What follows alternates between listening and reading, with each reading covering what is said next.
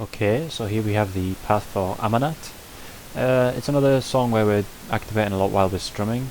I think the activations in this one could be considered harder than they are in the way it ends, because the strumming is a lot more complicated, and just by chance you might end up having to activate on an upstrum or something like that. So yeah, we'll get into it. The good thing is about this song is that there aren't too many whammy phrases, a thing that always goes nicely, I think anyway, especially using an explorer. But yeah, the very first act is easy. So yeah, we have this long green-red sustain that you want to whammy. You want to remember it's there first of all, and whammy as much as possible. And although this red isn't on a measure, for some reason I always like hear the song as this red actually being on the measure. I think it's a bit like 1, 2, 3, duh, duh, duh, even though the 1 is here. I don't really know why, but yeah. Either way, it's the third note, so it's not hard to remember. So on the red yellow, and you activate there. And the second activation is actually the same, except there's no whammy. And the only difference here is instead of it being the first red yellow, and the first time this pattern happens, it's the second time. So you immediately get the star power. You don't have to activate immediately, which is nice. And it's the second time it goes up and hits this red yellow. Then you activate. And you won't overlap. This phrase is pretty long, so there's no way you could possibly overlap that if you activate that. So yeah, pretty easy to start off with, which is nice. So things speed up here. We're at about 200 BPM, and the activations get a bit trickier from here. A bit more difficult to remember, a bit more difficult to execute. So you get two phrases again, and the way I remember this is, you see, this happens twice. This whole cycle. So here's literally the cycles on top of each other. Here's one cycle, and then 61 is one cycle, 65 is the next cycle. So on the second cycle, you can see it's the fourth time this set of green yellows happens. And yeah, just I activate where it says. I think it does end up being a down strum here, so that makes it better. And yeah, you want to activate here and not any later, because otherwise you will overlap, and that's not something you want to do. You never want to overlap when you don't want to overlap, if you get what I mean, because it screws up the path for the entire song. So yeah, right here, the second time it happens. I guess you could try and do it the first time it happens, but for some reason there's more points here, so I just stuck with it. It's not particularly hard to remember, and once you play it a couple of times, you get it down. So yeah, right here. And I believe the next act is pretty much the same act, except this time, instead of the second cycle, it is indeed the first cycle where you activate on this note. So yeah, 2 sets of duplicate acts so far. We've got the first 2 acts for the same act, and the second 2 acts are the same act, pretty much. So then we have some whammy after a break, so it's not too bad, and I'm pretty sure you end up with full bar here anyway. So if your whammy is bad, it shouldn't matter that much. So yeah, whammying. Now this one might look a bit arbitrary, the activation point, and I found that as well. So like I do sometimes, I just change it to the next measure. And what that does, instead of ending about here, I would end up, just before these single notes. You don't really want to get any of these single notes under star power. And if you activate right here, yeah, you won't end up getting the single notes. You do miss out on a bit of a squeeze, but it's not the end of the world. This song is not too easy to FC as opposed to the way it ends. So yeah, and it's an overlap phrase, so you do want to make sure you activate late enough to get the overlap, because this is probably the most valuable activation in the whole song. So if that isn't good enough, you could always delay it a little bit more just to make sure you get the overlap. Okay, so, and then after that we have the final act, which is yeah, it's after a whammy phrase, and once again it seems like a bit of an arbitrary spot. And where I activated instead of here, I activated on the final phrase, because as you can see it's just the same thing over and over again, and it's all chords, so I don't think it really mattered that much. Maybe it's like 1 chord difference with this squeeze. So yeah, just to make life easier, activating right here on the measure. of the act, not on this actual note. For some reason this one isn't part of the star power phrase. So yeah, either way, you're going to be guaranteed to get the overlap if you actually act on the phrase. So yeah, just making it more consistent, making it as easy as possible. And that's the final act. So yeah, not much whammy, some difficult phrases to activate in while strumming, but you can break it down. As I said, the first two are duplicates, the second two, the third and fourth are duplicates, and then there are only two more acts that you need to remember. And yeah, that's Amanat, and we'll get on to the notes. Okay, so now we're going to take a look at the notes of Amanat 115. Most of it's just going to be about like positioning and like what direction to start strumming in. There isn't really much to learn unless you really want to learn exactly when it changes to sets of 4 strums or when it's a set of 3 strums. I didn't think there's really much need for that if you can read charts well enough. But anyway, the first thing that matters is the transition between verse 1 and the instrumental. So this is just pretty slow. I just downstrum at all besides, when it changes to 3. And just do it all in first position. Okay. So, at this point, right here, there's 2 green reds. And then I start alt strumming. So it'll be down, down, down, and then on that third down we're going to be starting alt strumming, and we're just going to alt strum through from there. Tempo change. You need to be aware of that tempo change because it's a big star power phrase.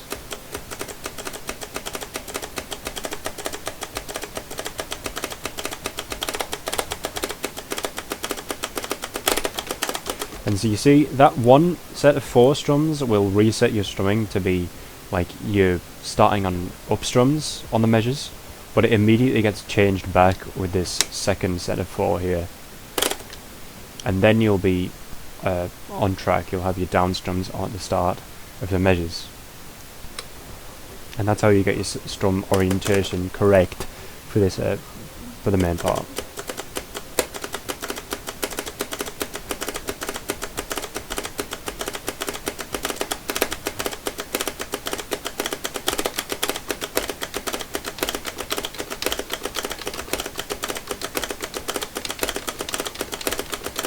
And I would say this part is pretty self-explanatory. You're just anchoring green the whole time. You ignore the green notes and just look at everything else. And it's the same strum pattern throughout, so it doesn't really change at all. Then the next part that's different is instrumental C. And it's very similar, but you have to stop anchoring green when you see that it changes there. We get these red-blue chords.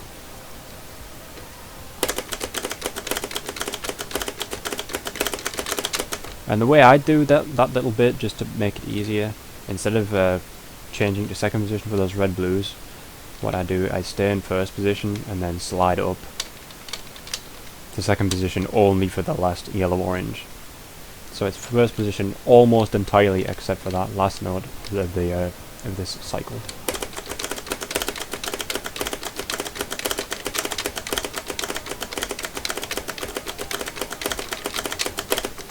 And it might sound a bit weird to be sliding the pinky up instead of what appears to be easier, is, sliding the index up. I don't know, it's just a thing. It seemed more obvious to me to be staying in first position for as much as possible. So after that, we get the main thing once again. This stuff is all pretty fine, it's a bit of whammy. But the next part that really is a bit of a problem is this verse 2. Where there's a lot of different strum patterns here and a lot of parts where it changes to 4 strums. So, I mean, the best way to really do this is just to play it a few times and then you'll learn exactly where the 4 strums are and you can prepare for them. But otherwise it really is just a case of paying attention. As I said, unless you really want to learn the entire thing, you just got to be able to pay attention, honestly. And yeah, it goes without saying, just alt strum through the whole thing. If you try and reset strum any of this, you'll end up getting really confused and you could very easily end up overstrumming. So you really just got to be able to control the different varying speeds of alt strumming all the way through.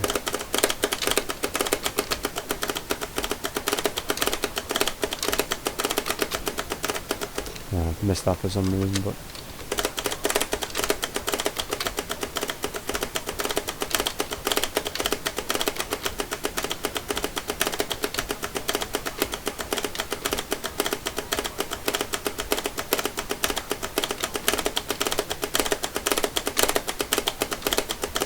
and then after that first, yeah, we have some more 4 strums there, but the main bulk of it is over after it switches back to the green reds. Now one more thing I would want to point out is the star power phrase in this section, where you really should probably learn this bit if you're going to learn anything. The strum patterns for this, the yellow oranges, see it changes a bit on that measure. Instead of it just being it changes to for a little bit, and that can catch you off guard if you don't remember.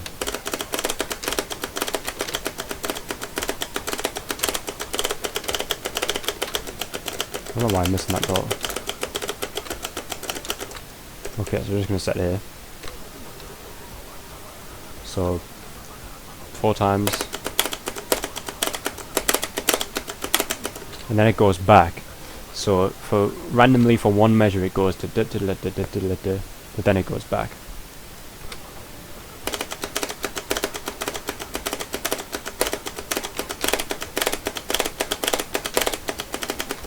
Yeah, and then just more regular vamping on the green red.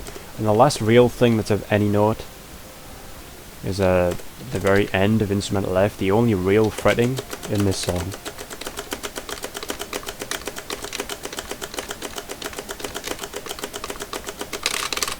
So it's just a slide down and then a chord afterwards. And the only thing there is you need to remember it's there, because if you forget it, it can definitely catch you off guard.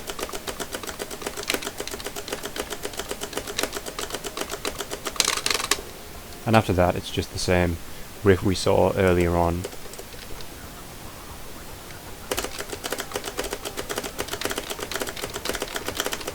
Yeah, and that's it. There's quite a lot of variation in this song, but if you can keep your strumming like very steady and just pay attention, you can get through it. Obviously, I guess it might be a bit of a struggle to burst from 4 notes quite so fast, so frequently. But there is a way that you'll be able to achieve it. You could just do 5 strums, including the one after. So I guess I don't know. I haven't tried to do this, but so instead of going you could do if you get what I mean.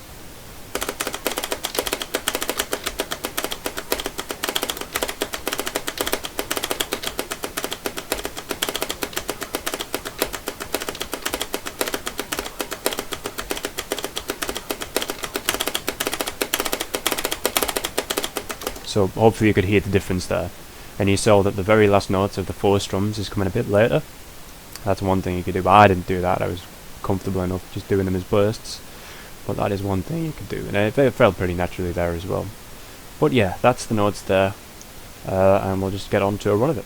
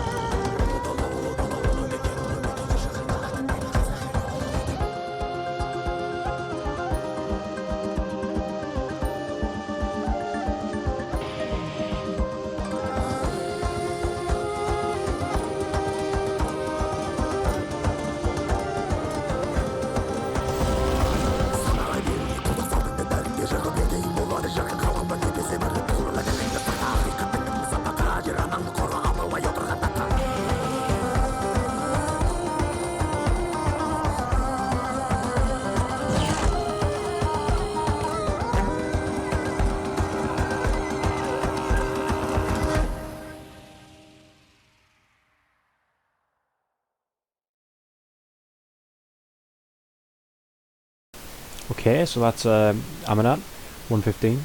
So 681.8. I would normally be going for about 680 to 682k. I think optimal is 686, so this isn't actually too far off, with a little bit of deviation from the optimal path and no squeezing at all. So it's not bad. Yeah, so that's that. Next song is going to be, I think, Tuck My Tail 125. So yeah, we'll see you in that one.